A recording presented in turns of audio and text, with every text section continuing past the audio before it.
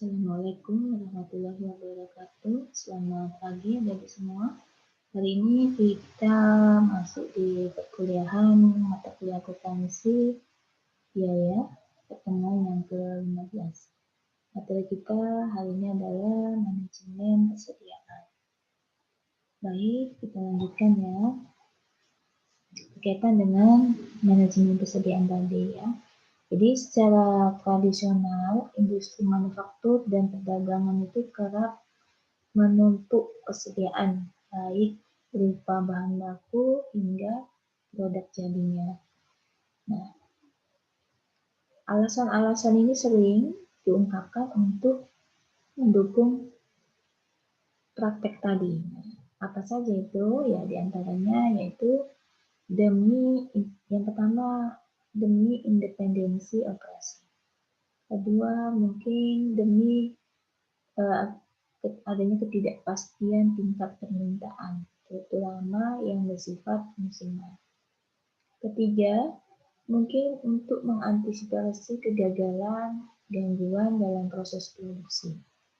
Misalnya yang disebabkan oleh kerusakan mesin, pemongkakan, dan sebagainya.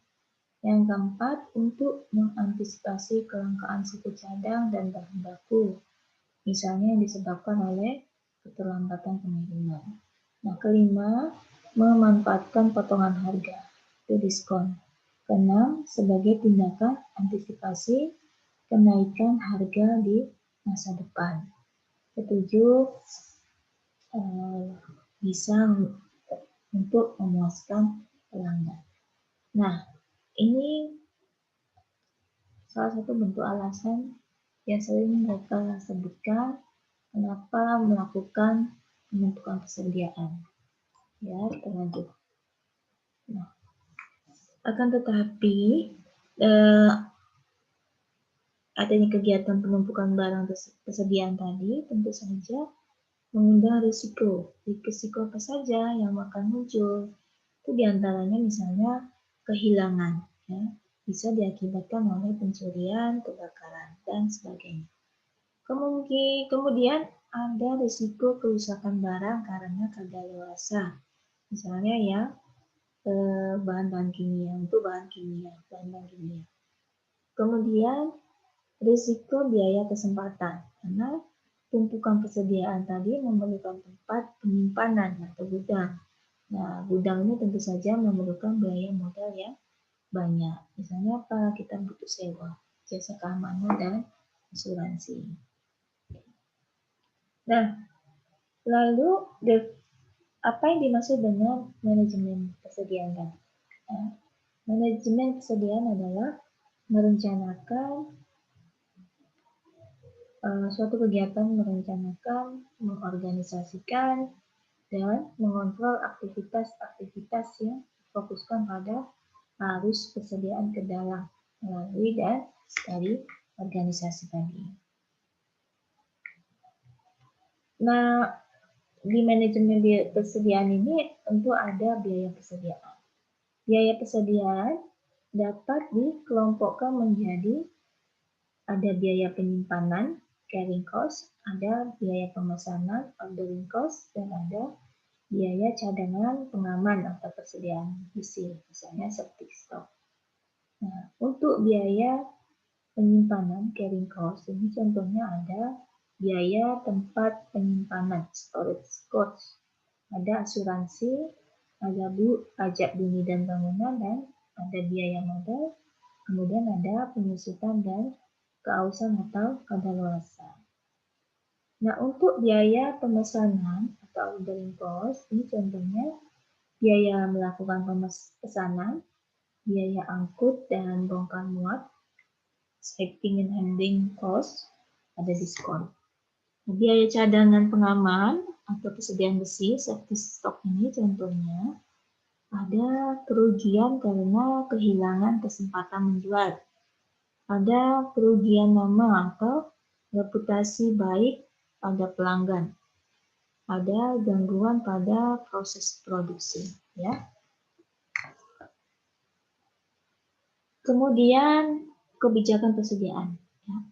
Jadi tujuan umum dari kebijakan persediaan itu satu sisi mampu menekan biaya persediaan, sedangkan di sisi lain mampu memaksimalkan kepuasan pelanggan. Dengan kata lain, kebijakan ini mencari titik optimal dari pengadaan persediaan. Atau bila dirincikan secara detail, kebijakan persediaan ini tujuannya adalah yang pertama, memaksimalkan pelayanan pelanggan dalam rangka memaksimalkan customer satisfaction. Kemudian meminimalkan investasi dalam bentuk persediaan. Kemudian memaksimalkan efisiensi, yang berarti meminimalkan biaya seoptimal mungkin. Kemudian tujuan lain yaitu memaksimalkan laba. Tujuan lain meraih tingkat pengembalian investasi tertinggi. Kemudian memanfaatkan persediaan untuk mengoptimalkan keunggulan strategik.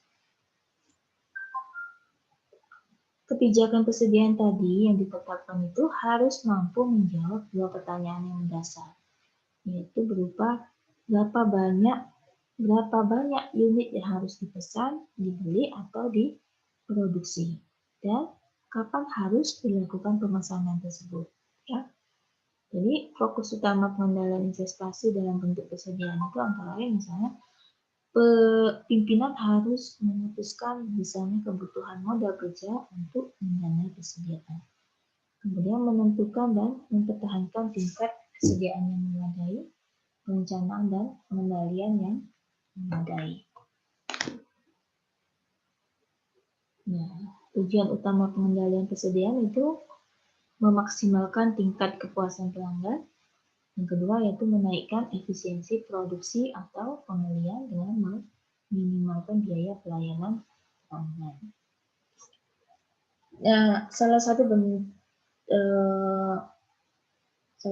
metode yang bisa dipakai berkaitan dengan manajemen persediaan itu adalah Economic Order Quantity atau EOQ ya. Jadi kuantitas pesanan paling ekonomis. Kuantitas pesanan paling ekonomis ini adalah kuantitas pemesanan yang terbaik atau yang paling ekonomis yang meminimalkan total biaya per periodenya. Total biaya tahunan persediaan itu bisa dicari dengan menambahkan biaya pembelian tahunan ditambah total biaya tahunan pemesanan ditambah total annual holding cost. Persamaannya TC sama dengan DC ditambah D per Q ditambah Q per 2H, di mana TC total cost adalah total biaya per periode atau per tahun. D demand, tingkat permintaan akan persediaan. C adalah cost per unit persediaan. Q adalah jumlah yang dipesan. S adalah biaya melakukan pesanan. Annual holding dan storage cost per unit persediaan. Nah, untuk EOQ-nya, persamaan EOQ itu adalah Q sama dengan akar 2DS dibagi H, atau akar 2 annual demand dibekali orders output cost dibagi annual holding cost. Kita lihat contoh ya. Misalkan PT Brawi menggunakan 25.000 unit material jet per tahun. Harga beli material jet adalah sebesar Rp80 per unit dengan cost of capital 25%. Biaya-biaya lain adalah Rp2,5 per unit. Biaya pemesanan sebesar Rp648 per pesanan. Diminta, hitunglah ELQ, hitunglah kekerapan pemesanan, hitunglah biaya pemesanan per tahun, hitunglah biaya pemilikan persediaan, hitunglah total biaya material jet per tahun. Penyelesaian, kita selesaikan ya penyelesaiannya. Diketahui S sebanyak 648, D-nya 25.000, hanya Rp80 kali 25% ditambah Rp2,5, bisa Rp22,5. Dan sini kita bisa hitung EOQ-nya yaitu akar 2 kali 25.000 kali 648 dibagi 22,5 ketemu 1.200 unit ya kuantitas pemesanan yang ekonomisnya. Nah, kemudian kekerapan pemesanannya 25.000 dibagi 1.200 ketemu 21 kali. Kemudian biaya pemesanan per tahun yaitu 21 dikali 648 ya ketemu 13.608 rupiah. Biaya pemilikan persediaan 22,5 rupiah kali 12.000 ketemu 13.500 rupiah. Total biaya material jet per tahun 13.608 rupiah ditambah 13.500 ketemu 27.108 rupiah ya contoh sederhana. Nah, kemudian perencanaan persediaannya, jadi dalam merencanakan kebutuhan publikasi, setiap jenis persediaan atau kelompok jenis persediaan harus dianalisis secara periodik guna apa? Untuk pertama meramalkan kebutuhan untuk setiap bulan, per bulan atau tahun berikutnya. Kemudian untuk menentukan tenggang waktu, time perolehannya. Kemudian untuk merencanakan pemakaian selama tenggang waktu.